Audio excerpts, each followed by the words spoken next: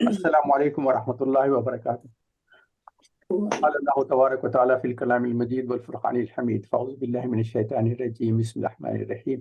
ان اللہ وملائکتہ یصلون علی النبی یا ایھا الذین آمنوا صلوا علیہ وسلموا تسلیما۔ اللهم صل علی محمد وعلى آل محمد كما صليت على ابراہیم وعلى آل ابراہیم انک حمید مجید۔ اللهم بارک علی محمد وعلى آل محمد كما بارکت علی ابراہیم وعلى آل ابراہیم انک حمید مجید۔ رب اشرح لي صدري ويسر لي امری واحلل عقدۃ من لسانی یفقهوا قولی، رب زدنی علما۔ آج ہم انشاءاللہ سورہ مجادلہ کے تعلق سے تھوڑا سا غور و فکر کریں گے۔ یہ سورہ 58 ہے، اس میں 22 آیتیں ہیں، 22 آیت ہے اور 3 رکوع ہیں۔ اس کے تعلق سے کچھ بیان کر دوں۔ ماشاءاللہ سے آپ لوگ سب پڑھ کے بھی آئے ہیں اور ترجمے بھی دیکھے ہوں گے، تفاسیر بھی دیکھے ہوں گے۔ اس کی پہلی 4 آیت جو ہے زہار کے تعلق سے ڈسکشن ہے، اور اس کے بعد 2-3 پوائنٹ جو اہم ہے، اس میں مجلس کے آداب بھی بتائیں گے، اور نمبر 3 جو ہے منافقوں کو ان کے رویے کے تعلق سے بتا جائے کہ ان کو عذاب بھی آئے گا، دنیا میں بھی آئے گا، ذلیل ہوں گے، اور آخرت کا عذاب تو بہت ہی خطرناک رہے گا کیونکہ وہ ہمیشہ رہنے والا ہے۔ اس صورت کے کچھ خصوصیات ہیں، میں پہلے بیان کر دیتا ہوں۔ مجھے ایسا ہے کہ عام جو اسٹڈی کرتے ہیں تو میں بعض پوائنٹس کچھ اپنے اللہ تعالیٰ جو توفیق دیتا ہے اس لحاظ سے میں اس کا تھوڑا سا ایک الگ کچھ احساسات مجھے جو آتے ہیں وہ آپ کے ساتھ شیئر کرتا ہوں۔ یہ اس کی ابتدا اللہ کی صفت سماج سے شروع ہوتی، یعنی اللہ تعالیٰ سننے والا ہے، اور ایسا کوئی دوسرے سورہ میں آپ کو کہیں ابتدا ایسی نظر نہیں آئے گی جس میں اللہ تعالیٰ کی صفت کو بیان کیا گیا ہے کہ وہ سننے والا ہے، نمبر 1۔ نمبر 2 جو ہے، یہ ہمارے جاوید بھائی نے بھی پوائنٹ آؤٹ کیا تھا، میں آپ کے ساتھ شیئر کرتا ہوں۔ اس میں لفظ اللہ جو ہے، اس کی ہر آیت میں لفظ اللہ آیا ہے۔ آپ دیکھیں گے سارے جو 22 آیت آپ تلاوت کریں گے نا، اس میں ہر آیت میں اللہ کا نام آیا ہے، یہ خاص چیز ہے۔ اور اس میں زہار کے تعلق سے ڈسکس کیے ہیں، اس میں مجلس کے آداب بیان کیے ہیں کہ میں انشاءاللہ تفصیل سے بعد میں بیان کروں گا۔ اچھا، میں ایک چیز یہ آپ کے سامنے بیان کرنا چاہتا ہوں، اس میں اللہ تعالیٰ نے ایک عورت کی پکار کا بیان بتایا ہے۔ زہار جیسی برائی کا خاتمہ کرنے کے لیے ایک واقعہ پیش آیا جس کی وجہ ہمیشہ کے لیے ختم ہوئی۔ اللہ نے اس عورت کو جو پسند فرمایا اور ہمیشہ کے لیے قرآن کا حصہ بن گیا، جیسے کہ سورہ یاسین میں تھا، ہم نے حبیب نجار کا تعلق سے آیا تھا کہ ان کو لوگوں نے شہید کیا تھا، تو اب ہمیشہ کے لیے قیامت تک کے لیے جو بھی قرآن پڑھے گا وہ اس چیز پہ غور کرے گا کہ یہ ہمیشہ کے لیے ان کا واقعہ زندہ کر دیا گیا ہے، اس عورت کا بھی اور حبیب نجار ہے۔ ایسے کئی مواقع ہوتے ہیں، ایسے ہوتے ہیں۔ اور اس کی طرف سے خاص طور پہ یہ بیان کرنا ہے کہ اللہ تعالیٰ بعض لوگوں کو چن لیتا ہے جن کی وجہ سے یہ ایک ایکسیپشنز ہو جاتے ہیں، جس کی وجہ سے ہو جاتا ہے۔ اس میں یہ سمجھ میں آتا ہے میرے کو کہ اگر سورہ نساء میں اللہ تعالیٰ، یہ سورہ نساء اگر نہیں رہتی تو میرا خیال ہوتا تھا کہ اس سورت کو سورہ نساء کہہ سکتے تھے، کیونکہ اس میں اللہ تعالیٰ نے عورتوں کو، خاص طور پہ بیویوں کا بہت بلند مقام بتایا ہے۔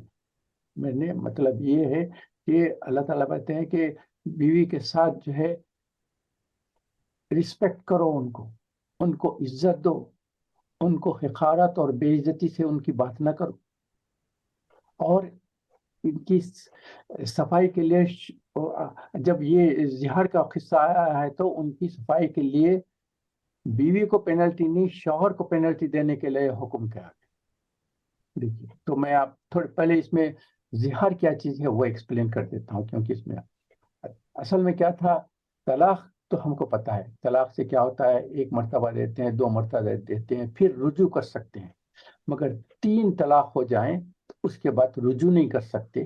اس کے بعد اگر بعد میں چاہتے ہیں کہ لڑکا اور لڑکی دونوں چاہتے تھے کہ ہم پھر سے مل جائیں گے، تو اس کے لیے ایک رول آیا ہے کہ وہ عورت کسی دوسرے شخص سے نکاح کرے، اس کے بعد وہ اپنی خوشی سے اس کو طلاق دے تو پھر پہلے شوہر کے پاس آ سکتی تھی۔ تو یہ طلاق میں پھر بھی اتنی سختیاں ہیں، مگر اس کے باوجود بھی زہار جو ہے یہ پہلے زمانے سے چل رہا تھا، ایام جاہلیہ میں روایت چل رہی تھی، اور زہار جو ہے طلاق سے بھی جو ہے بدترین شکل تھی۔ اس میں کیا تھا، ایک مرتبہ اگر شوہر اپنی بیوی کو کہہ دیتا کہ تمہارا بیگ میری ماں کے جیسا ہے، یا تم میری ماں کے جیسی ہو، صرف زبان سے اگر کہہ دے، تو وہ ہمیشہ کے لیے اس کے لیے وہ طلاق سے بھی بدتر ہو گیا، کہ پھر کبھی اس سے رجوع نہیں ہو سکتا۔ کچھ بھی ہو جائے وہ ہمیشہ کے لیے اس سے متعلقہ ہو گئی، ختم ہو گیا، اس کا پھر کوئی علاج ہی نہیں ہے، قصہ ختم ہو گیا، زہار۔ تو ایسی یہ غلط قسم کی رسم تھی، چل رہی تھی، مگر ہمارے پاس دیکھیں کہ شریعت جب بھی آئی ہے تو پرانی جو چیزیں تھے ان کو جہاں بھی اس کو تبدیل کرنا تھا تو شریعت میں احکام آ گیا، ورنہ پرانے زمانے کی جو چیزیں چلا کرتے تھے ان کو برائیوں سے کچھ، اس کے تعلق سے کچھ بھی نہیں۔ یہ ایک چیز آپ کے سامنے بیان کر دینا چاہتا ہوں۔ اچھا، یہ واقعہ کیا ہے، اس کو آپ لوگ کئی مرتبہ سنے بھی ہوں گے، مگر پھر سے آپ لوگوں کے سامنے رکھ دیتا ہوں کہ یہ تھے مدینے میں جب گئے ہیں تو وہاں کے دو بڑے قبیلے تھے، اوس اور خزرج۔ اور اوس جو قبیلہ تھا اس کے جو ہے جو لیڈر تھے، انصار کے لیڈر تھے، ان کا نام تھا عبادہ بن صامت رضی اللہ تعالیٰ۔ تو صامت جو تھے ان کے جو لڑکے تھے ان میں سے ایک عبادہ تھے، اور دوسرے کا نام اوس تھا، وہ عبادہ کے بھائی تھے۔ تو اب یہ جو واقعہ ہوا ہے اوس کی بیوی کا ہے۔ اوس کی بیوی کا نام، ان کا نام تھا خولہ بنت ثعلبہ۔ کافی عرصے سے میاں بیوی ہنسی خوشی سے رہتے تھے، بچے بھی ہو گئے، اور پھر ڈیلیوریز ہوتے رہتے تھے۔ اس کے بعد ہوا تھا ایک وقت ایسا ہے کہ ان کی جو ہے عمر ڈھلنا شروع ہو گئی، یعنی بالکل ضعیف نہیں ہوئے، مگر ایک نوجوانی کی کیفیت رہتی ہے، اس کے بعد ایک بڑھاپے کی کیفیت شروع ہو جاتی ہے۔ تو اس وقت ان کو بڑھاپے کی کیفیت تھی۔ اس وقت ان کے شوہر نے تفسیر کے کئی کتابوں میں ڈفرینٹ قسم سے بتایا گیا ہے، مگر میں آپ کو صرف پوائنٹ آؤٹ کر دینا چاہتا ہوں کہ وہ ایک مرتبہ اپنی بیوی سے ناراض ہو گئے، ان کے اوپر غصہ بھی کیا۔ اس کے بعد انہوں نے لاسٹ ایک ایسی بات کہی دی کہ تم جو ہے، تمہارے بیک جو ہے میری ماں کے جیسا ہے، اس کو زہار کہتے ہیں۔ تو انہوں نے جب زہار کیا تو ان کو زبردست شوق لگا، کیونکہ یہ زہار سے تو مطلب یہ کہ اب ہمیشہ کے لیے وہ ان کے لیے غیر ہو گئی۔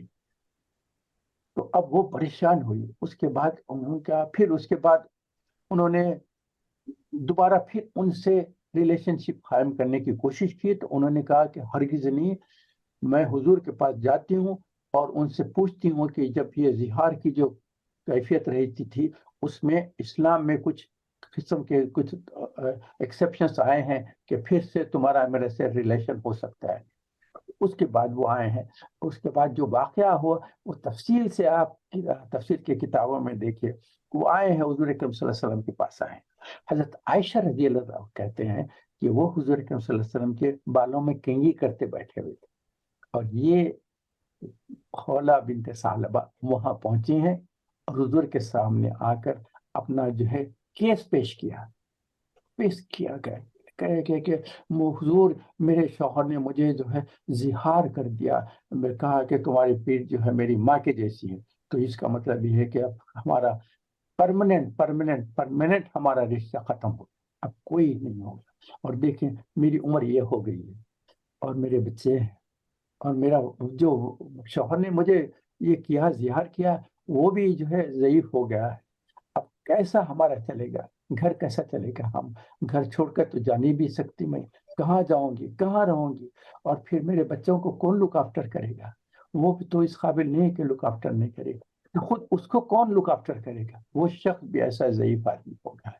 اور وہ یہ مجھے اس کے تعلق سے کچھ، کیونکہ اس وقت تک کوئی احکام نہیں آتے، حضور خاموشی سے سنتے رہے۔ اس کے بعد حضور نے کہا کہ اس کا کوئی علاج نہیں، جو انہوں نے زہار کر دیا، میرے پاس کوئی احکامات نہیں ہے۔ اب وہ کئی مرتبہ ریپیٹ کرتے جا رہی ہے، حضور کچھ کرے، حضور کچھ کرے، حضور کرے۔ جب حضور نے کئی مرتبہ جب کہا تو وہ حضور کی طرف سے تھوڑا سا پلٹی، اس کے بعد اللہ سے مناجات شروع کر دی، اللہ آپ ہی ہیں جو میرے سننے والے ہیں، اللہ اس مصیبت سے نجات دینے والے آپ ہی، آپ کے سوا کوئی نہیں ہے جو میری مدد کر سکتا ہے۔ آپ کے نبی کے سامنے بھی استدا کر کے دیکھ لی، وہ بھی کچھ جواب نہیں دے رہے ہیں، کوئی میری مدد نہیں کرے، اللہ سوا آپ کے کوئی نہیں کرنے والا۔ اور اتنا کثرت سے بول رہی ہے، مگر عائشہ رضی اللہ تعالیٰ کہتے ہیں کہ وہ جو اللہ سے شکوہ شکایت کر رہی تھی وہ اتنے آہستہ آواز میں کر رہی تھی، میں تو اس کے قریب ہی تھی، حضور کے سامنے بیٹھی ہوئی تھی، وہ صرف اپنا پوزیشن چینج کرے بات کر رہی، اور حضور کے پاس میں عائشہ رضی اللہ تعالیٰ وہ کنگھی کر رہے تھے۔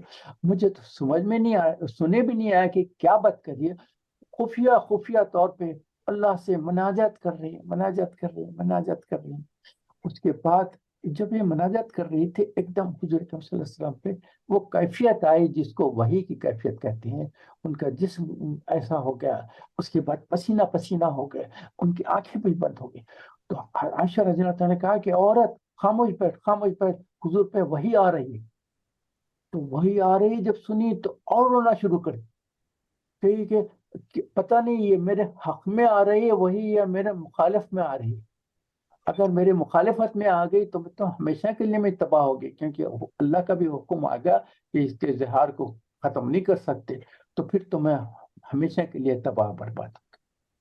جب ایک دم پھر جب وہی کی کیفیت ختم ہوئی نا، حضور اکرم صلی اللہ علیہ وسلم مسکرائے، مسکرا کر کہا کہ تمہارے لیے اللہ کا احکام آ گئے ہیں میرے پاس وحی کے ذریعے سے۔ تو کچھ اس کے بعد کہا کہ تمہارے شوہر کو بلاؤ۔ وہ بھاگی بھاگی گئی اور اپنے شوہر کو، جو ضعیف آدمی تھے مگر کسی صورت سے لا کر حضور صلی اللہ علیہ وسلم کے سامنے بٹھا دیا۔ تو حضور نے کہا کہ دیکھو میرے پاس اللہ تعالیٰ نے وحی بھیجی ہے، اور یہ زہار کی جو لعنت تھی جو پرانے زمانے میں ایام جاہلیہ میں تھی، اس کا ایک حصے سے اس کا خاتمہ کرنا ہے، مگر وہ بالکل ایسا آسانی سے نہیں خاتمہ ہوگا، اس کے لیے رولز بھی آ گئے ہیں۔ انہوں نے کہا کہ پھر اس کے رولز کیا ہیں؟ انہوں نے کہا کہ تم کو ایک غلام آدم آزاد کرنا پڑے گا۔ انہوں نے کہا کہ حضور میرے پاس تو اتنی سکت نہیں ہے، میرے پاس کوئی غلام بھی نہیں ہے کہ میں کہاں سے آزاد کروں، اور میں نہ کسی غلام کو خرید کے بعد آزاد کر سکتا ہوں۔ پھر حضور نے کہا کہ اچھا دوسرا یہ ہے کہ 2 مہینے تک لگاتار روزہ رکھو without any break, 2 months continuously. Ramzan کے تو ہم رکھتے ہیں نا، ایک کنٹینیوس مہینہ رکھتے ہیں، مگر اس کے لیے 2 مہینے کنٹینیوشن وداؤٹ اینی بریک۔ اگر ایک بریک ہو گیا تو پھر سے اسٹارٹ کر کے کنٹینیو 2 months کریں۔ انہوں نے کہا کہ حضور میری حالت تو ایسی کمزور ہو، تو اس وقت خالہ نے بھی کہنا شروع کیا، حضور یہ تو اتنے ضعیف ہے کہ دن میں کئی مرتبہ ان کو کھلانا پڑتا ہے، اگر کھانا نہ کھائیں گے تو ان کی بینائی کام نہیں کرتی، نظر برابر نہیں آتا۔ تو پھر حضور نے کہا کہ تیسرا حکم یہ آیا ہے کہ 60 مسکینوں کو کھانا کھلاؤ۔ اس وقت انہوں نے کہا کہ حضور ہمارے پاس بھی حالات یہ ہیں کہ ہمارے پاس اتنی گنجائش نہیں ہے کہ ہم تو بس صرف اپنے گھر والے کھا پی سکتے ہیں، دوسروں کو 60 لوگوں کو کھلانے کی ہمارے پاس گنجائش نہیں۔ تو پھر حضور اکرم صلی اللہ علیہ وسلم نے کہا کہ ٹھہرو دیکھو کچھ ہوتا ہے۔ تو اس کے بعد کسی نے لا کر کچھ حضور کے پاس تحفہ پیش کیا کہ یہ غریبوں کے لیے یا آپ کے لیے تحفہ پہ آ گیا ہے۔ تو حضور نے کہا کہ کہاں ہے؟ کہا یہ لے جاؤ اور اس کو خرچ کر کے اس سے 60 مسکینوں کو کھلاؤ تو تمہارا اظہار ختم ہو جاتا ہے۔ تو وہ لوگ شکر ادا کر کے وہاں سے نکل گئے، اور جو بھی حضور صلی اللہ علیہ وسلم نے دیا تھا اس کو لے گئے ہیں، اس کو پھر اس سے 60 لوگوں کو کھلایا کہ یہ کیا۔ اچھا اس کے تعلق سے کیونکہ ان کا جیسا میں نے بیان کیا تھا، خولہ کا پوزیشن بہت اہم کر دیا اللہ تعالیٰ نے۔ آپ کو پتا ہے کہ یہ جو زہار کی لعنت تھی وہ خولہ بنت ثعلبہ کی وجہ سے اللہ تعالیٰ نے ہمیشہ کے لیے اس لعنت کا اختتام کر دیا، اگرچہ کہ روز بتا دی کہ یہ کرنا ہے، مگر یہ ہمیشہ کے لیے یہ جو لعنت تھی، جو ایام جاہلیہ کی رسم تھی، اس کو اللہ تعالیٰ نے ختم کر دیا۔ مگر یہاں ایک 2 3 پوائنٹس اور آپ کے سامنے رکھ دیتا ہوں میں۔ میرا یہ ہمیشہ سے یہ رہا ہے کہ جب کوئی چیز آ گئی تو اس کا کوئی اشارہ مل جائے تو اس اشارے سے کچھ فائدہ اٹھا کر کرتا ہے۔ آپ کو پتا ہے ہم کو عائشہ رضی اللہ تعالی عنہ کی وجہ سے مسلمانوں کو 2 نعمتیں ملی۔ ایک تو تیمم جو ہے عائشہ رضی اللہ تعالیٰ کی وجہ سے ہم کو ملا ہے، چونکہ آپ کو سیرت کی کتابوں میں جائیں گے تو دیکھیں وہ جب فجر کا وقت قریب آ گیا، حضور صلی اللہ علیہ وسلم صحابہ کے ساتھ جا رہے تھے، اتنے لیٹ ہو گئے اور پانی نہیں مل سکتا تھا، وضو نہیں کر سکتے تھے، تو بغیر وضو کی نماز کیسا پڑھیں گے؟ تو پھر یہ آیت نازل ہوئی جس میں تیمم کو بتایا گیا کہ اگر پانی نہ مل سکے تو یہ اپنی مٹی پہ اپنے ہاتھ مارو، ریت پہ مارو، اور ایک مرتبہ چہرے پہ اور پھر دوسرے مار کر کے دونوں ہاتھوں پہ کر لو، تو یہ تیمم کی اجازت ملی ہے۔ اس کے ہم عائشہ رضی اللہ تعالیٰ عنہ کے شکر گزار ہیں کہ اللہ تعالیٰ نے ان کے ذریعے سے امت مسلمہ کو ایک نو۔ دوسری چیز یہ ہے، حج کے لیے جب گئے ہیں تو آپ کو پتا ہے نا، تو عائشہ رضی اللہ تعالیٰ کو ایک کیفیت آ گئی تھی جس کی وجہ سے تنعیم کو بھی جو ہے میقات مقرر کر دیا گیا، جس کی وجہ سے ہم جب بھی حج یا عمرے کے لیے جاتے ہیں ہم پھر اور اس کے بعد زیادہ عمرہ کرنا چاہتے ہیں تو ہم پھر احرام کے ساتھ مسجد تنعیم، اس کو مسجد عائشہ بھی کہتے ہیں، وہاں جا کر پھر سے احرام کر کے وہاں سے پھر آ کے عمرہ کر سکتے ہیں۔ تو یہ دو نعمتیں ہم کو اللہ تعالیٰ کے ذریعے سے ملے۔ تو میرا کہنے کا مطلب یہ تھا جیسا وہاں بتایا گیا ہے کہ ایسا۔ اچھا، دوسرا یہ ہے کہ پھر یہاں سے مجھے ایک اشارہ ملا تو میں آپ کے سامنے اور 2-3 پوائنٹ بیان کر دوں کہ جس سے آپ کو پتا ہے تو یہ جو روزے رکھنا اور غلام آزاد کرنا اور یہ غریبوں کو کھانا کھلانا، اس کی جو ہے دو تین اور مرتبہ ایسا آیا ہے۔ ایک تو ہم کو روزے کے تعلق سے ہے، صوم کے تعلق سے ہے، جو لوگ روزہ نہیں رکھ سکتے ان کو فدیے کی اجازت دی گئی۔ سورہ بقرہ کی جو ہے سورہ دوسرا چیپٹر 2 ہے، اس کی آیت نمبر 184 ہے، جس میں فدیے کی اجازت دی گئی ہے کہ جو لوگ روزہ نہیں رہ سکتے وہ مسکینوں کو کھانا کھلا دیں، 30 مسکینوں کو کھانا کھلائیں۔ اور پھر حج کے تعلق سے بھی یہ ہے، یہ جو ہے حج کے تعلق سے کیا ہے، اگر سورہ بقرہ کی آیت نمبر 196 ہے، جو لوگ حج کے دوران میں اگر قربانی کے جانور نہ لے جائیں تو وہ بٹوین 1 and 9 ذوالحجہ 3 دن کا روزہ رکھیں، اور پھر جب اپنے مقام پہ واپس آ جائیں گے تو 7 دن کا رکھیں۔ تلک عشرۃ الکاملہ، یہ الفاظ آئیں قرآن میں، تو یہ 10 دن کے روزے ہو جاتے ہیں۔ تیسرا موقع یہ ہے، کوئی کسی نے قسم کھا لی کہ یہ نہیں کروں گا، اس کے بعد اس کو مجبوری ہو گیا، اس نے اپنی قسم کو توڑ دیا۔ اگر کوئی اپنی قسم کھانے کے بعد قسم کو توڑ دے تو سورہ مائدہ ہے، سورہ نمبر 5 میں جو ہے آیت نمبر 89، اس میں بتایا گیا ہے کہ اگر جس نے قسم کھائی اور قسم کو توڑ دیا، ایک غلام کو آزاد کرو، یا نہیں تو 10 روزے رکھو، یا نہیں تو 10 مسکینوں کو کھانا کھلاؤ۔ تو یہ صرف میں چونکہ اشارہ کر دے رہا ہوں۔ اچھا، اب یہ خولہ بنت ثعلبہ کا ایک اور، چونکہ اکثر لوگ تفاسیر کی کتاب میں جائیں گے تو دیکھتے ہیں کہ یہ اس میں حضرت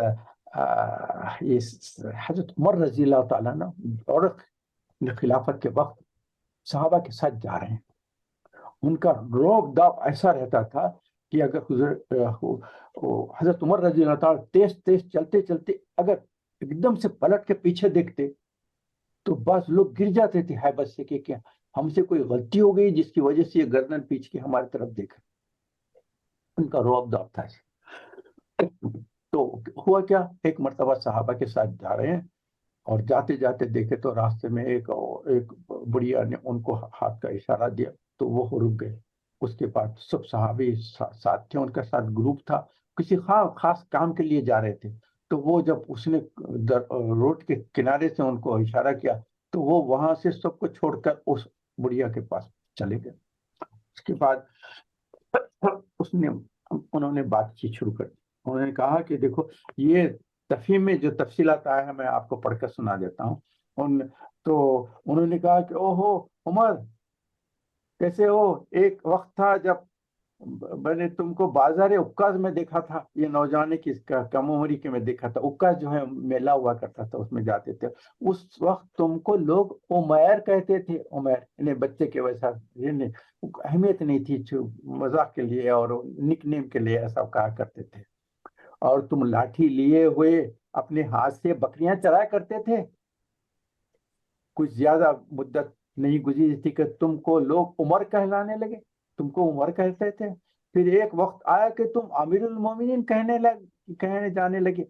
ذرا رعیت کے معاملے میں اللہ سے ڈرتے رہو، اور یاد رکھیے کہ جو اللہ کی وعید سے ڈرتا ہے اس کے لیے دور کا آدمی بھی قریبی رشتہ دار کی طرح ہو جاتا ہے، اور جو موت سے ڈرتا ہے اس کے حق میں اندیشہ ہے کہ وہ اس چیز کو کھو دے گا جسے بچانا چاہتا ہے۔ اس پر جارو عبدی جو حضرت عمر کے ساتھ بولے تھے، کہنے کہ اے عورت تو نے امیر المومنین کے ساتھ بہت زیادہ زبان درازی کی، حضرت عمر نے فرمایا انہیں کہنے دو، جانتے ہو یہ کون ہے؟ ان کی بات تو 7 آسمانوں کے اوپر سنی گئی تھی، عمر تو بدرجہ اولا سننی چاہیے۔ یہ امام بخاری بھی اپنی تاریخ میں اختصار کے ساتھ واقعہ تفصیل سے لکھا ہے، اور حضرت عمر کہتے ہیں کہ اگر خولا مجھ سے بات کرتے کرتے کنٹینیو کرتے رہتی تو عمر تو ہمیشہ ان کے سامنے کھڑے رہتا تھا، اگر ہول ڈے ہول رائٹ بھی اگر بات کرتی تو میں ان کی بات کو سنتے رہتا تھا، صرف نماز کا وقت جب ہوتا تو جا کے فرض نماز پڑھ کے آ کے کہنا شروع کرتا۔ تو اتنی زبردست ان کی آیت ہے، انہوں نے کہا کہ دیکھو تم اس کو بڑھیا نہ کہو، اس کی بات تو اللہ تعالیٰ نے 7 آسمانوں کے اوپر سنی ہے، عمر کا کیا مقام ہے، یہ جب تک مجھے اجازت نہیں دے گی میں نہیں چھوڑوں۔ تو پھر وہاں سے وہ خولہ بنت ثعلبہ نے اس کے بعد کہہ کر چھوڑ دیا، تو حضرت عمر پھر وہاں سے آ کر تو یہ تفصیل تھی اظہار کے تعلق سے۔ اس میں 2-3 باتیں اور آپ کو بیان کرتا ہوں، اس کے بعد دوسری چیزیں جو اس میں ڈسکس کی ہیں وہ ہے مجلس کے احکامات ہے، مجلس کے آداب ہے۔ ایک چیز ہوا کرتی تھی اس کو جو نجوہ کے طرف سے کہا ہے کہ خفیہ مشورہ، یہاں سے منافقین کے تعلق سے کچھ باتیں بیان کیے ہیں۔ ایک تو یہ ہے کہ خفیہ مشورہ کرتے تھے، چھپی باتیں کرتے تھے، اور کیا کرتے تھے، کبھی دیکھتے تھے کوئی مسلمان اکیلا آ رہا ہے تو یہ جو منافقین تھے جب ان کا 3-4-5-6 لوگ بیٹھے رہتے تھے نا، وہ دیکھتے ان کے طرف نظر کر کے آپس میں کھس پھس باتیں کرنا شروع کرتے، تو وہ مسلمان آدمی کو ایسا پتہ چلتا تھا کہ یہ لوگ کچھ میرے خلاف کوئی بات کر رہے ہیں، میرے خلاف کوئی ایکشن لینا چاہ رہے ہیں، یا مجھ کو نقصان پہنچانا چاہ رہے ہیں، یا مجھے قتل کرنا چاہ رہے ہیں۔ ایک پریشانی ہو جاتی تھی، یہ چھپی چھپی باتیں ہیں، خفیہ مشورہ کرتے تھے، نمبر 1۔ نمبر 2، بیٹھنے کے احکام بھی آئے ہیں۔ اس میں اللہ تعالیٰ فرماتے ہیں کہ جب تم لوگ کسی مجلس میں بیٹھے ہو تو ایسا پھیل کے نہ بیٹھو کہ کسی دوسرے کو آنے کا موقع نہ ملے۔ یہ اکثر ہم دیکھتے ہیں کہ مساجد میں جب جاتے ہیں نا تو بعض وقت لوگ ایسا پھیل کے بیٹھتے ہیں کہ 2 لوگ ایسا بیٹھیں گے کہ اس کے بیچ میں جگہ بھی نظر نہیں آتی، مگر اب جب اقامت ہوتی ہے، جب کھڑے رہتے ہیں تو دیکھیں تو بیچ میں کئی گیپس رہتے ہیں۔ تو اس کے لیے کہا گیا ہے کہ جب بیٹھے نا تو دوسروں کا خیال کر کے ایسا بیٹھو کہ ان کو بھی موقع ملے کہ وہ بھی ساتھ آ کے بیٹھ سکتے ہیں، بیٹھنے کے احکام۔ اور نمبر 3، حضور اکرم صلی اللہ علیہ وسلم اگر فرمان کریں کہ تم لوگ کھڑے ہو جاؤ اور دوسرے جو دیر سے آنے والے ہیں ان کو بھی بیٹھانے کی کوشش کرو، اس کے تعلق سے ایک واقعہ ہے جو اس کا آپ کا میں تفصیل سے بیان کر دیتا ہوں۔ حضور اکرم صلی اللہ علیہ وسلم کے ساتھ صحابہ بیٹھے ہوئے تھے، ایک مرتبہ حضور بات چیت کر رہے ہیں، سب صحابہ خان بیٹھے تھے، جگہ نہیں تھی، پورے بھر گئے تھے، اور کچھ دیر کے بعد کچھ صحابہ آئے تھے، اور یہ صحابہ کون تھے؟ بدری صحابہ تھے۔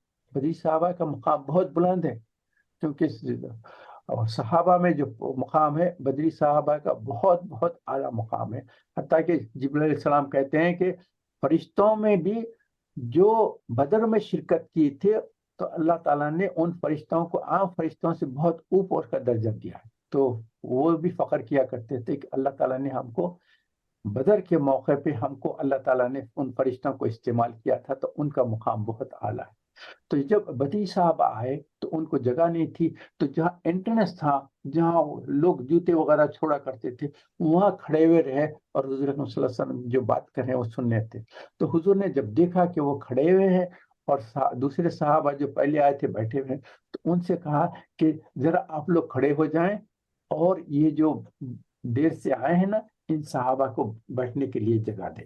تو وہ برہانی مانے کھڑے رہ گئے، کھڑے رہ کے آگے، مگر منافقین کو تو موقع ملا، وہ جو دوسرے مسلمان جو ادھر ادھر تھے ان کے ساتھ تھوڑے خاموشی سے جیسا وہ یہ نجوہ خفیہ جو بات چیت رہی تھی بولنا لگے، یہ دیکھو جو اشخاص پہلے سے خلوص محبت سے سننے کے لیے آئے تھے ان کی تو کوئی اہمیت نہیں ہے. یہ جو بعد میں جو اپنے کام کاج کر کے واپس آئے ہیں تو ان کی ایسی اہمیت ہوئی کہ جو بیٹھے ہیں ان لوگوں کو اٹھا کر ان لوگوں کو بٹھانے کا موقع دے رہے ہیں.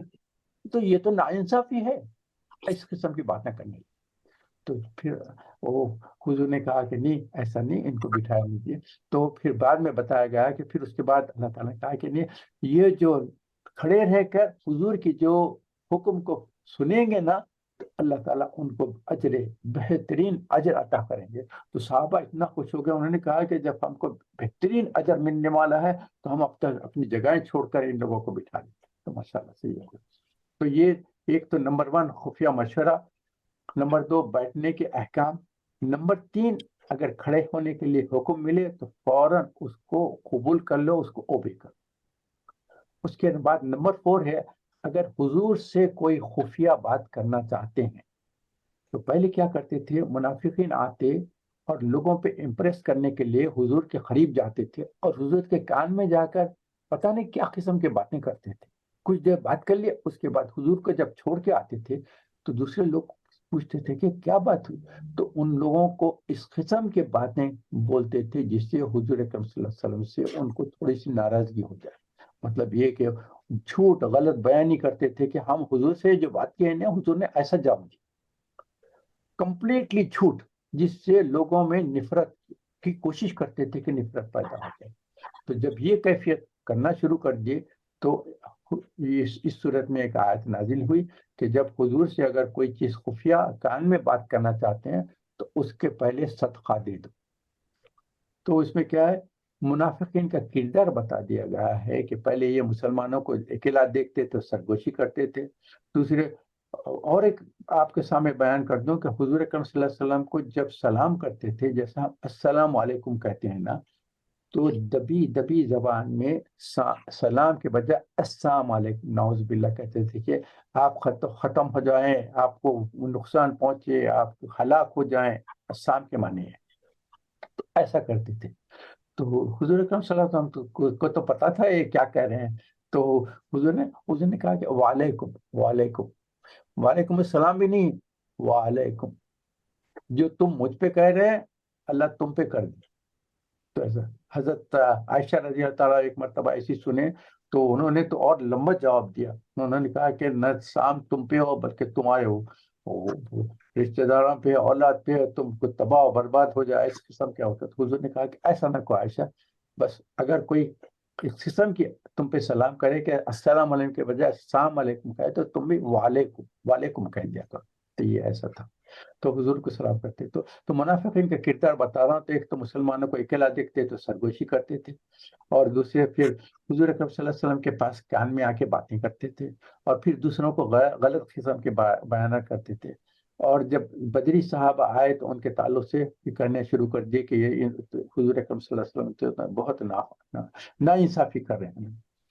اچھا، تو ابھی کان میں جوڑنے کے لیے جب آیت آئی کہ صدقہ دے دو، تو اس کے بعد یہ سارے جو منافقین تھے جو حضور کے صلی اللہ علیہ وسلم کے کان میں بات کرنے کی کوشش کرتے تھے، جب معلوم ہوا کہ صدقہ دے دو تو پھر بولے وہ صدقہ کا کہا، چلو یہ قصہ ہی ختم کر دیں، کان میں جا کے بات نہ شروع کر دیں. اچھا، اس سے فائدہ اٹھانے والے تفاسیر کی کتاب میں مجھے ملا ہے کہ صرف حضرت علی رضی اللہ تعالیٰ عنہ تھے. جب یہ آیت نازل ہوئی تو فوری حضور اکرم صلی اللہ علیہ وسلم کے پاس گئے. کچھ ان کے پاس جو بھی دینار تھے وہ ختم کر کے حضور اکرم صلی اللہ علیہ وسلم سے کہا کہ یہ میں صدقے کے لیے آپ کے پاس دیتا ہوں اور اس کا صدقہ کر دوں گا، میں آپ سے کچھ بات کرنا چاہتا ہوں. اور وہ حضور اکرم صلی اللہ علیہ وسلم نے کان میں بات کی، کچھ مسائل ان کے سامنے حضور سے پوچھے اور اس کا حضور اکرم صلی اللہ علیہ وسلم نے جواب دیا. مگر اس کے بعد وہ کہتے ہیں کہ صرف میں نے ہی اس سے استفادہ کیا، نہ میرے پہلے کسی نے اس صدقہ دے کر بات کی ہے، نہ میرے بعد کسی نے کی، کیونکہ اس کے بعد جو صدقہ دے کے بات کرنے کی سلسلہ تھا وہ بالکل ختم ہی ہو گیا، ہمیشہ کے لیے ختم. تو یہ آپ کے سامنے کچھ بیان کر دینا چاہ رہا تھا. میں اب آپ کے سامنے جو ہے ایک 2-3 باتیں اور بیان کرنا چاہتا ہوں.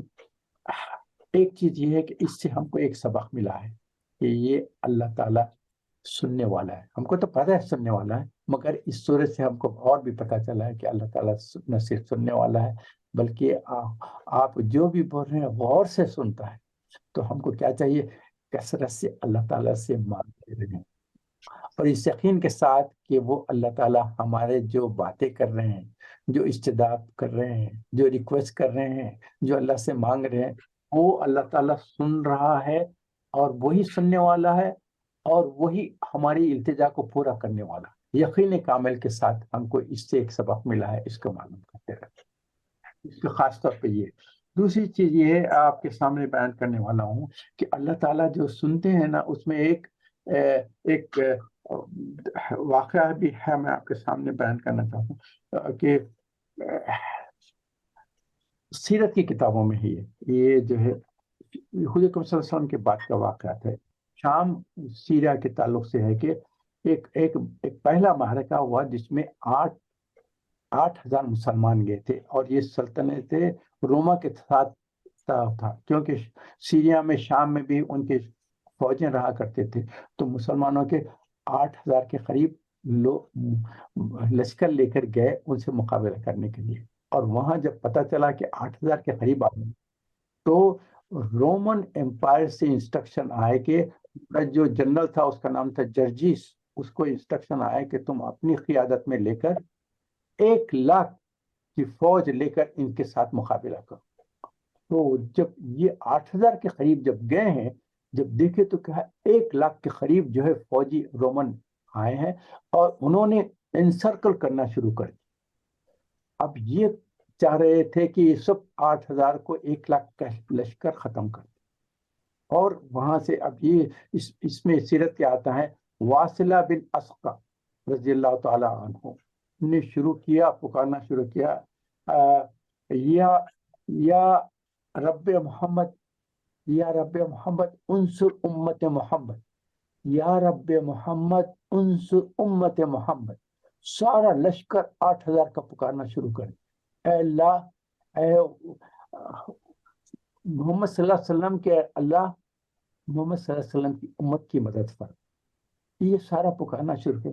حضرت عبداللہ بن عمر رضی اللہ تعالیٰ عنہ بھی شرکت میں کر رہے تھے، انہوں نے پکارتے ہوئے اوپر آسمان کی طرف دیکھا تو کیا آسمان کھلا ہے، اور وہاں سے جو ہے فرشتے نکلے ہیں، سفید سفید سوار ہیں، سفید گھوڑوں پہ نیزے لیے نکل رہے ہیں، اتنی تعداد میں نکلی اس کا کوئی اندازہ نہیں، پورا آسمان بھرا ہوا اتر آئے ہیں، اور یہ جو 8,000 کے قریب تھے، ان کے اطراف آ کر فوجیوں پہ، رومن امپائر کے جو فوجیاں تھے ان کے اوپر حملہ شروع کیا۔ تو اس کے بعد وہ کہتے ہیں کہ ہم جیسا یہ دعا کرتے کرتے جب دعا ختم کر کے دیکھے ہیں تو رومن جو سولجر تھے وہ بھاگ رہے ہیں، تو یہ جو 8,000 کا تھا یہ لشکر ان کے اوپر ٹوٹ پڑا، ان کو مارنا شروع کر دیا، ان کو قتل کر دیا، ان کے اوپر حملہ کر دیا، اور وہ سارے ڈسپیئر ہو گئے، بھاگ گئے، جو بچ گئے تھے وہ جو ختم ہو گئے، باقی رومن۔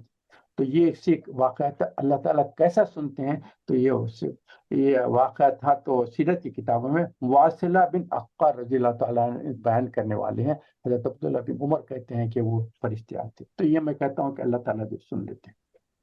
اس کے تعلق سے اور ایک بات یہ ہے کہ حضور اکرم صلی اللہ علیہ وسلم کے پاس آ کر جو بات چیت کرتے ہیں نا، وہ حضور سے پوچھتے ہیں، اس کے تعلق سے بھی ایک چیز مجھے ملی ہے تو میں آپ کے ساتھ شیئر کر لیتا ہوں۔ اس میں یہ ہے، حضرت نواس بن سمان ایک انصاری ہے، وہ 1 سال تک اسی انتظار میں تھے، مدینے میں ٹھہرے تھے کہ حضرت صلی اللہ علیہ وسلم سے نیکی اور گناہ کی حقیقت سمجھے۔ آخر ایک دن ان کو موقع مل گیا، اور انہوں نے حضور اکرم صلی اللہ علیہ وسلم سے دریافت فرمایا، تو حضور اکرم صلی اللہ علیہ وسلم نے فرمایا، نیکی حسن اخلاق کا نام، نیکی حسن اخلاق کا نام ہے، اور گناہ وہ ہے جو تیرے دل میں کھٹک۔ گناہ انسان کو پتہ چل جاتا ہے، جب کوئی گناہ کرنے والا ہے اس کا کانشیس اس کو پرک کرتا ہے کہ دیکھو یہ غلط کام ہے، غلط ہے، اور تجھ کو پسند نہ ہو، بس اس کے تعلق سے۔ اچھا، ایک دوسرا واقعہ بھی آپ کے سامنے بیان ہے۔ وابسہ بن معبد ایک صحابی ہیں، حضور صلی اللہ علیہ وسلم کی خدمت نبوی میں نیکی اور گناہ کی حقیقت دریافت کرنے کی غرض سے آتے رہے۔ ایک مرتبہ آئے ہیں تو چاروں طرف جانصاروں کا ہجوم تھا۔ جب یہ آئے ہیں تو پکارنا پہ آئے ہیں، آ کے جو ہے دیکھے کہ اب حضور سے بات چیت تو نہیں کر سکتا، مجمع بھرا ہوا ہے، اور شوق و ذوق سے سب کھڑے ہوئے ہیں، اور وہ دیکھ رہے تھے، آگے بڑھنے کی کوشش بھی کر رہے تھے، تو حضور اکرم صلی اللہ علیہ وسلم کو نظر آیا انہوں نے، تو انہوں نے حضور نے پوچھا کہ وابسہ قریب آ جاؤ، وابسہ قریب آ جاؤ، تو صحابہ نے ان کو جگہ دینا شروع کر دی، تو وہ اینڈ تھے، اینڈ جہاں جوتے چھوڑا کرتے تھے نا، کارنر پہ تھے، وہاں سے واک کر کے سامنے آئے ہیں، تو لوگوں نے اجازت، کیونکہ حضور نے ان کا نام لے کر پوچھا تھا کہ تم قریب آ جاؤ، تو صحابہ نے سمجھا کہ حضور نے کہا ہے، تو پھر ان کو آگے نہیں، ہٹتے گئے آتے گئے آ کے اس کے بعد حضور صلی اللہ علیہ وسلم کے سامنے بیٹھ گئے آگے، تو حضور صلی اللہ علیہ وسلم نے پوچھا وابسہ قریب آ جاؤ، جب قریب آ کر بیٹھے تو فرمایا اے وابسہ، میں بتاؤں کہ تم کیوں آئے ہو یا تم بتانا چاہتے ہو؟ تو وابسہ رضی اللہ عنہ نے عرض کیا کہ حضور آپ ہی ارشاد فرمائیں، تو حضور نے فرمایا وابسہ، تم مجھ سے نیکیاں اور گناہ کی حقیقت دریافت کرنے کے لیے آئے ہو۔ انہوں نے عرض کہا کہ حضور بے شک 100% یہی بات تھی، میں پوچھنے آیا تھا مگر آپ نے خود ہی بتا دیا۔ انہوں نے حضور اکرم صلی اللہ علیہ وسلم نے کہا اے وابسہ، اپنے دل سے پوچھا کرو، اپنے نفس سے فتویٰ لیا کرو، نیکی وہ ہے جس سے دل اور نفس میں طمانینت پیدا ہو جائے، اور گناہ وہ ہے جو دل میں کھٹکے اور نفس کو ادھیڑ پن میں ڈال دے، اگرچہ لوگ تجھے اس کا کرنا جائز ہی کیوں نہ پتا۔ تو نیکی کیا ہے اپنے کانشیس سے پوچھو، برائی کیا ہے اپنے کانشیس سے پوچھو۔ یہ چونکہ ایک واقعہ تھا۔ اچھا، ایک اور دوسری بات آپ کے سامنے بیان کر دینا چاہتا ہوں کہ یہ واقعہ ہے، میں بیان کر دیتا ہوں، یہ تھوڑا سا معاف کرنا اس کا، یہ جو ہے یہ سم تھنگ سملر ہے، یہ خولہ بنت ثعلبہ کے تعلق سے جو ہوا نا، زہار کی کیفیت ہوئی، مگر یہ زہار نہیں ہے، ایک ہے یہ ابو الایمان نے بیان کیا ہے کہ ہم کو شعیب نے خبر دی، انہیں زہری نے خبر دی، بیان کیا، اور مجھے حمید بن عبد الرحمن نے خبر دیا، اور ان سے ابو ہریرہ رضی اللہ تعالیٰ عنہ نے بیان کیا کہ ہم نبی کریم صلی اللہ علیہ وسلم کے پاس ہم بیٹھے ہوئے تھے، ایک شخص آیا، اس کا نام نہیں بتایا گیا ہے، ایک شخص آیا اور آ کے کہا کہ حضور میں تو تباہ ہو گیا، میں تباہ ہو گیا، میں تباہ۔ حضور نے پوچھا کہ کیا ہوا؟ انہوں نے کہا کہ میں روزے کی حالت میں اپنی بیگم سے ایک ایسا کام کیا ہوں جو مجھے کرنا نہیں چاہیے۔ مطلب یہ کہ وہ بیگم سے روزے کی حالت میں وہ ان کا ایکشن ہو گیا وائف کے ساتھ، تو ہوگا میں تو تباہ ہو گیا، میں تباہ ہو گیا، تو اب اس کا تو کوئی علاج نہیں ہے میرے پاس۔ حضور اکرم صلی اللہ علیہ وسلم نے کہا کہ بیٹھ جاؤ۔ پھر حضور نے پوچھا کہ کیا کیا تھا؟ انہیں ایک ان کے کوشچننگ ایسا تھا کہ معلوم کر لیں کہ صحیح یہ ہوا تھا، ایسا نہیں تھا کہ صرف ان کا ہاتھ پکڑے یا بوسہ لے یا کچھ ان سے کلوز ہو جائے۔ تو حضور نے جب پوچھ کے ڈیٹیلز میں گیا تو اس نے ایکسپلین کیا کہ ہاں میں نے ایسا کیا، وہ ایسا کیا، 2 یا 3 مرتبہ حضور نے درج کیا، 2-3 مرتبہ نے کہا، تو حضور نے کہا کہ پھر ایسا اگر کر لے ہیں تو تم کو ایک غلام آزاد کرنا پڑے۔ اس نے کیا کہ حضور میرے پاس تو کوئی غلام نہیں ہے، میں خود غریب آدمی ہوں۔ تو حضور نے کہا کہ پھر تو تمہارے کو 2 مہینے کے روزے رکھنا پڑے گا۔ اس نے کہا کہ حضور ایک دن کا روزہ رکھتے ہی میری کیفیت یہ ہو گئی، یہ غلط کام کر دیا، میں 2 مہینے کے روزے کیسا رکھوں گا، اس میں کیا کیا کر دوں گا نہیں معلوم کتنے گناہ۔ تو حضور نے کہا کہ ایسا کرو تو پھر 60 مسکینوں کو کھانا کھلاؤ۔ تو پھر اس نے کہا کہ حضور میرے پاس تو کچھ کھانے پینے کے لیے نہیں ہے، میں تو غریب آدمی ہوں۔ حضور نے کہا کہ اچھا ٹھہرو، بیٹھ جاؤ۔ تو یہ بیٹھے ہوئے تھے، اتفاق سے حضور صلی اللہ علیہ وسلم کے پاس تھوڑی دیر کے بعد، پتہ نہیں کتنی دیر لگی ہوئی، 1 گھنٹہ 2 گھنٹے 3 گھنٹے، کسی صحابی نے حضور کے پاس تحفہ بھیجا، کافی مقدار میں تھیلا بھرا ہوا تھا، اس میں کتنی چیزیں لائے، کھجوریں لائے، کیا چیزیں لائے، لا کے حضور کے پاس تحفہ دیا۔ تو حضور نے کہا کہ وہ جو سوال کیا تھا وہ شخص کہاں ہے؟ تو وہ تو کونے میں بیٹھے تھے، وہ ہاتھ اٹھا کے بولے حضور میں یہیں۔ میں کہا کہ دیکھو یہ اللہ تعالیٰ نے بھیج دیا ہے، یہ لے جاؤ اور 60 مسکینوں کو کھلا دو۔ اب آپ کے سامنے جو بیان کرنا چاہ رہا ہوں غور سے سنیں۔ میں نے کہا حضور اس مسکین کو کھلاؤں؟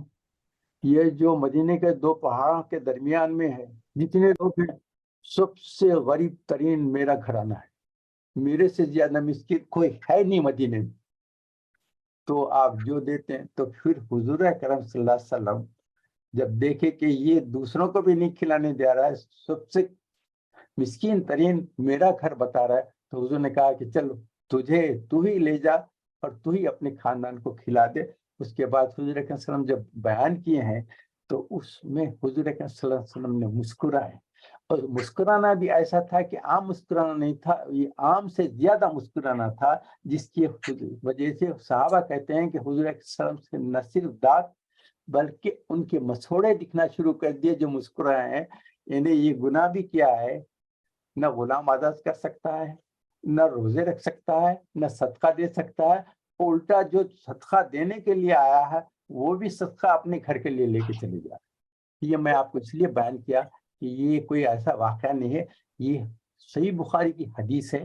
آپ کو جب بھی موقع ہو اس حدیث کو چیک کر لیں، حدیث نمبر ہے 1936، حدیث نمبر ہے 1936، سو 1936 یہ حدیث کو دیکھ لیں۔ تو چونکہ یہ اس قسم کے چیزیں آئے ہیں تو میں چونکہ اس سے جو مجھے امپریشن پڑتا ہے وہ میں آپ کو سنا دیا۔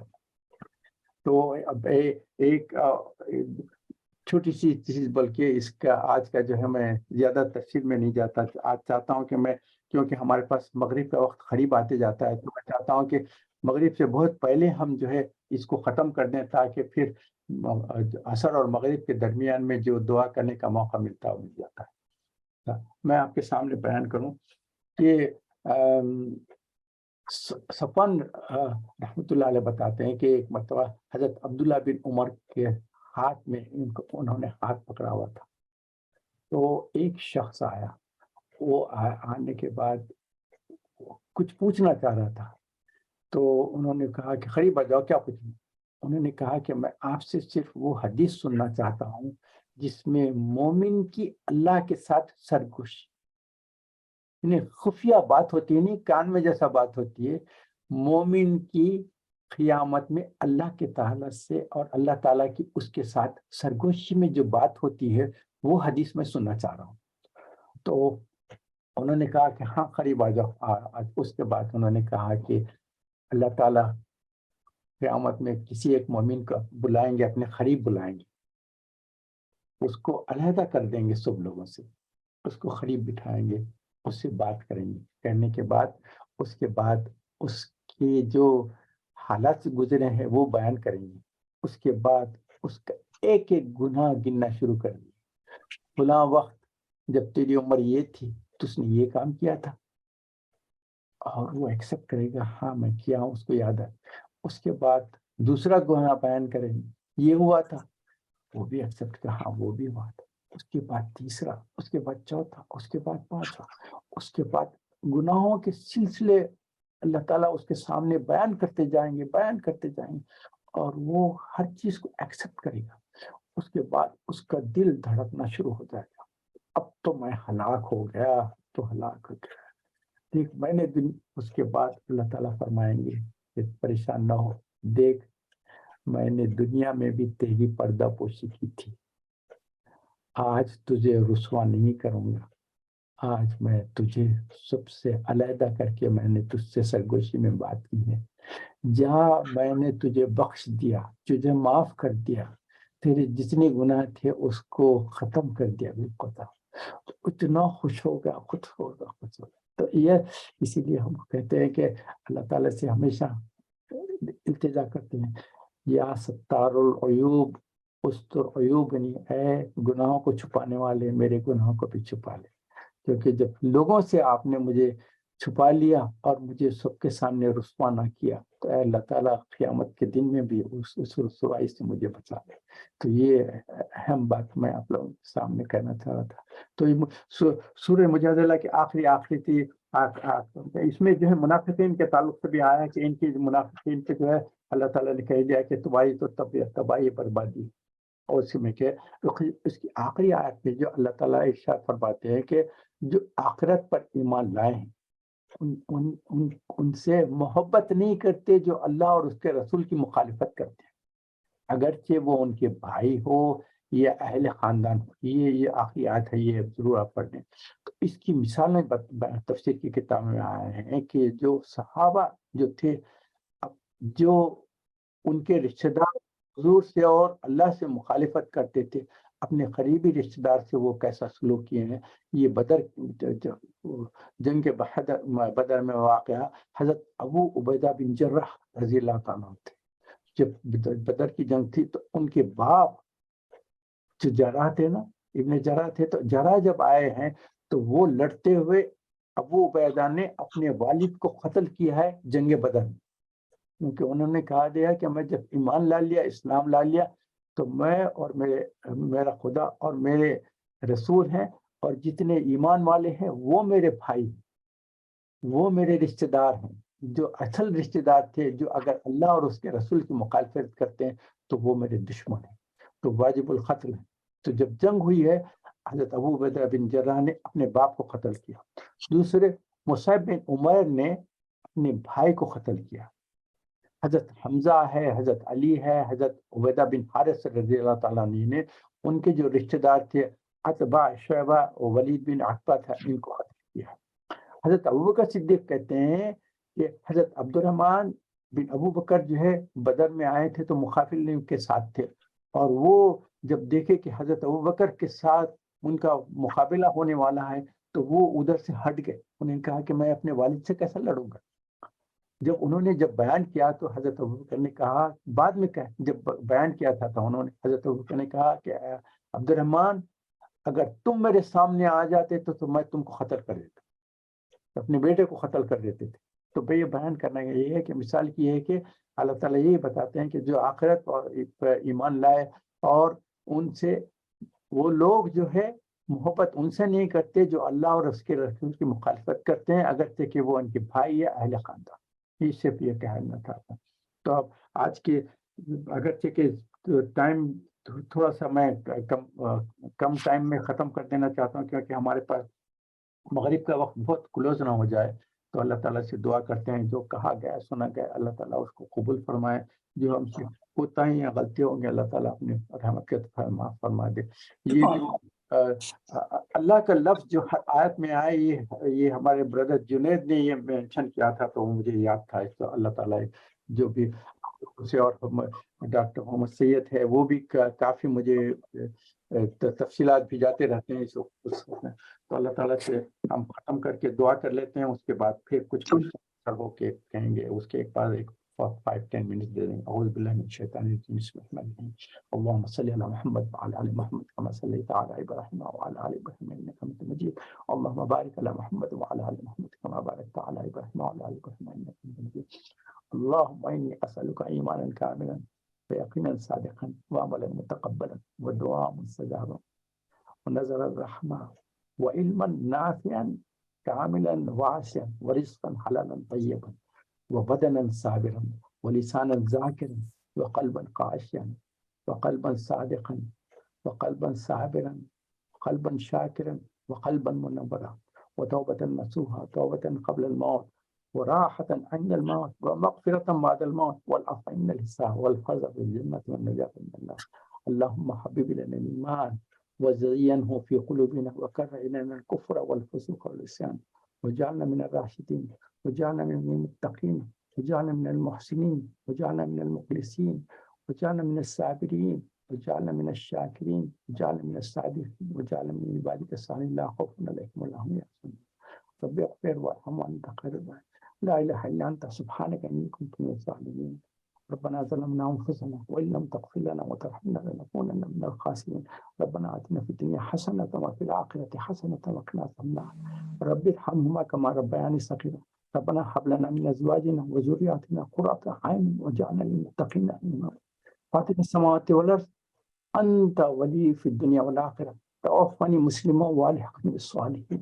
کہ اللہ پاک ہمارے سارے استدعاؤں کو، ہماری دعاؤں کو اپنے رحمت کو تفعیل قبول فرما۔ اللہ پاک جو بیمار ہیں ان کو شفاء کاملہ اور عاجلہ عطا فرما، جو پریشان حال ہیں ان کو پریشانی سے نجات عطا فرما، جو قرض دار ہیں ان کو قرضوں سے نجات عطا فرما۔ اللہ پاک امت مسلمہ جہاں جہاں مصیبت سے گزر رہے ہیں اللہ تعالیٰ ان کی مدد فرما۔ خاص طور پہ ترکی میں اور سیریا میں جو ہوا ہے اللہ تعالیٰ وہاں جو شہید ہو گئے اللہ تعالیٰ ان کو شہادت کا اعلیٰ درجہ عطا فرما. جو پریشان حال ہے، جو مصیبتوں سے گزر رہے ہیں، اللہ تعالیٰ ان کی مصیبتوں کو آسان فرما دے. جو ہمارے چیریٹی ورکرس ہیں، جو لوگ ان کی مدد کرنے کی کوشش، اللہ تعالیٰ ان کو اجر عظیم عطا فرما، ان کے لیے آسانیاں فرما دے. اللہ تعالیٰ ہمارے سے جو بھی خطا غلطیاں ہو، قصور ہو گئے، اپنی رحمت کے ساتھ معاف فرمائے. اللہ تعالیٰ ہم کو آخرت کی رسوائی سے بچا لے. اللہ تعالیٰ ہمارے استدعاؤں کو اپنے رحمت کے تفسیر قبول فرما دے. اللہ تعالیٰ ہمارے ساتھ ہماری ہدایت کے فیصلے فرما دے. اللہ تعالیٰ ہمارے کو امت محمدیہ میں سے آپ نے جو شامل کیا، اس کے ہم آپ کے بے انتہا ممنون و مشکور ہیں. اللہ تعالیٰ آخرت میں ہمارے لیے آسانیاں فرما دے. اللہ تعالیٰ جب جیسا ہم یہ محفل ہم بیٹھ کر ایک دوسرے سے ملتے ہیں، جلتے ہیں اور بات چیت کرتے ہیں، اللہ تعالیٰ جنت میں بھی ہم کو ایسے ہی ملا دے اور ایسے ہی بیٹھ کر ہم آپ کی انعامات کا شکریہ ادا کرنے والے ہیں، آپ کی تحمید اور مجید تمجید اور بڑائی بیان کرنے والے بنے ہیں. اللہ تعالیٰ ہمارے سارے دعاؤں کو اپنے رحمت کے طور پر قبول فرمائے. آمین رب العالمین. سبحان ربک رب العزت عما یصفون وسلام علی المرسلین والحمد للہ رب العالمین. سبحانك اللهم وبحمدك نشهد لا اله الا انت نستغفرك ونتوب اليك. امين يا رب العالمين. اللهم صل على محمد وعلى ال محمد كما صليت على ابراهيم وعلى ال ابراهيم انك حميد مجيد. اللهم بارك على محمد وعلى ال محمد كما باركت على ابراهيم وعلى ال ابراهيم انك حميد مجيد. خسرو بھائی ذرا دعا فرمائیے فرحت علی صاحب کی اینیورسری جو ڈیتھ اینیورسری ٹیوزڈے ہے 14 کو. جی دعا ضرور بھائی کے لیے اللہ تعالیٰ ان کو جنت میں اعلیٰ مقام عطا فرمائے، ان کے ساتھ اپنی بہترین نعمتیں نازل فرما دے اللہ تعالیٰ. اور ہمارے جو دوست اور رشتہ دار اور جو گزر گئے ہیں، اللہ تعالیٰ ان کو جنت میں اعلیٰ مقام عطا فرما دے اللہ تعالیٰ. ان کے ہمارے جتنے رشتہ دار، دوست، احباب، جاننے والے ہیں، اور میں تو کہتا ہوں کہ سارے مسلمانوں کے تعلق سے بھی اللہ تعالیٰ اپنا رحمت اللہ فرما دے. آمین.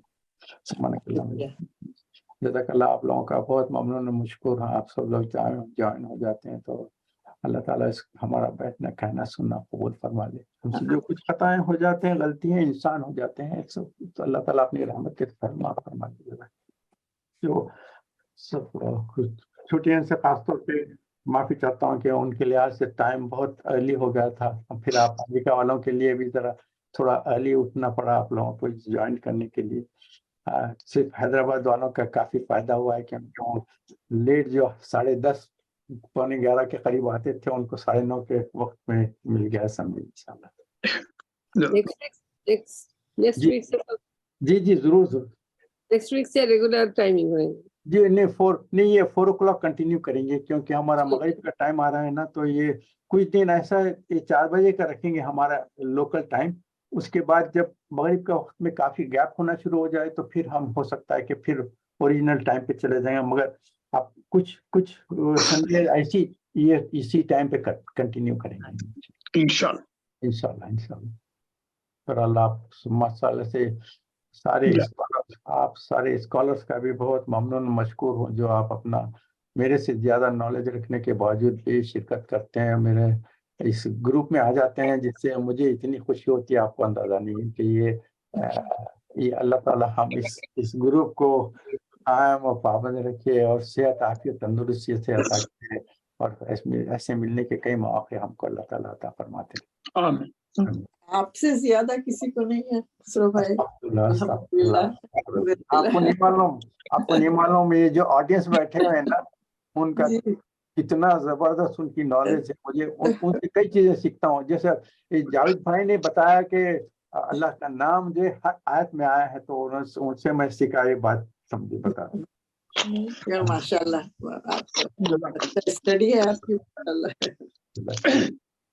میں کیا کرتا ہوں، ویسے تفاسیر کی کتابیں دیکھ لیتا ہوں، مگر پھر کچھ میں اپنے طور پہ کچھ اس میں کیا اشارہ مل رہا ہے وہ آپ کے ساتھ شیئر کر لیتا ہوں. تو مجھے تو ایسا محسوس ہوا کہ اس سورہ کے نام سورہ نساء رکھنا چاہیے، کیونکہ ایک عورت کے تعلق سے اللہ تعالیٰ نے اتنا زبردست کو مقام دیا اور کہا کہ یہ جو تم نے اس بے عزتی سے بات کی ہے نا، اس کی پنشمنٹ تم کو ملے گی.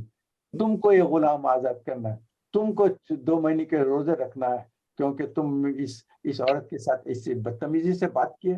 یہ نہیں تو تم کو 60 مسکینوں کو تم کھانا کھلانا. عورت کو حکم نہیں دیا, اس کے شوہر کو حکم دیا کہ تمہارا جو ایٹیٹیوڈ تھا وہ غلط تھا, رسپیکٹ سے بات کرو. تو اسی لیے میں کہتا تھا کہ ہو سکتا ہے کہ اگر موقع ہوتا تھا تو اس سورہ کا نام سورہ نساء رکھتے کہ عورتوں کی اتنی اللہ تعالیٰ نے اتنا بڑا اہم مقام عطا فرمایا.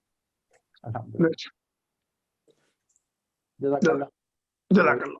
اجازت دیں, دعا کا وقت ہمارے لحاظ سے تو اب عصر سے پہلے کچھ ایسا وقت رہتا ہے کہ عصر کے آخری اوقات میں مغرب سے پہلے دعائیں کرتے رہیں. تو جزاک اللہ, بہت بہت شکریہ. انشاءاللہ سننے سورہ الحشر ہے انشاءاللہ, وہ بھی آپ پڑھ کے ہیں, تھوڑا ترجمہ دیکھ لیں, پھر اس کے ساتھ سے جو بھی ریفلیکشنز ہیں میں آپ کے ساتھ شیئر کر لیں گے.